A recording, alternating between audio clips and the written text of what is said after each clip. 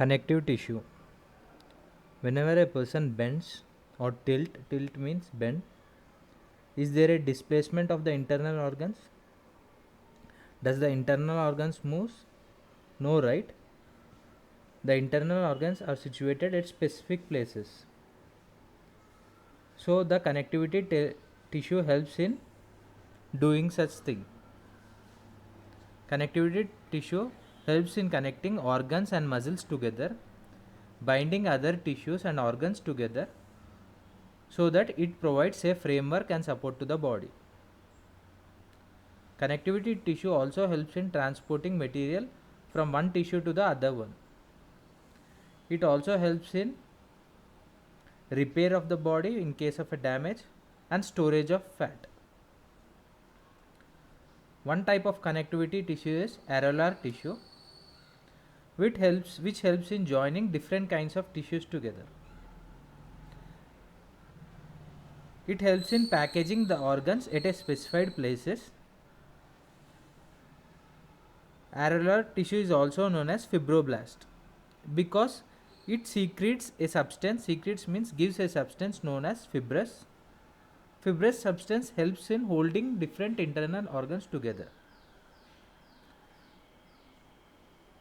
The areolar tissue also helps in repair in case of a tissue injury.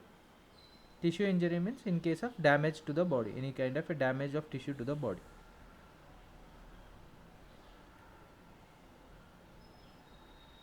The next one is the adipose tissue. Adipose tissue can be explained with the help of an example. Have you ever observed that old people shiver more during the winter times because of cold than the younger people? This is because of more fat is present in younger people than in case of the old people. The fat acts as an insulator. Insulator means which provides the heat. Anything which produces helps in retaining the heat is insulator. So fat helps in retaining the heat within the body. Generally, where can you find the fat?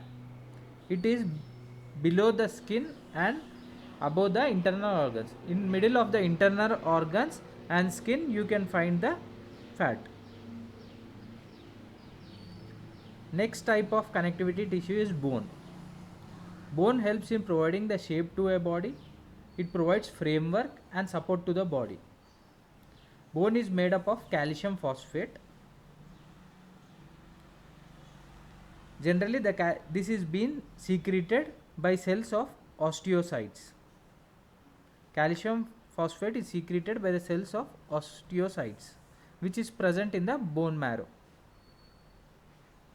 The next type of connectivity tissue is cartilage. Cartilage are kind of a bones which are generally found in the nose and ears, which are not as hard as bones, but cartilages also helps in joining the bones. It is found also in the tips of ribs. Generally, the skeleton of the shark is made up of cartilage. The next type of connective tissue is ligaments. Ligaments are the ones which joins the bones to the other bones. So there should be a connectivity between the bones, right? There are different kinds of bones and ligaments helps in joining one bone to the other one. These are made up of different amount of fibers and in very large quantity. These fibers are made up of protein which is known as collagen. Generally, the ligament is also elastic, so it expands and reduces in size. Tendon is also one type of connective tissue. Tendon is the one which helps in attaching the muscles and bone together.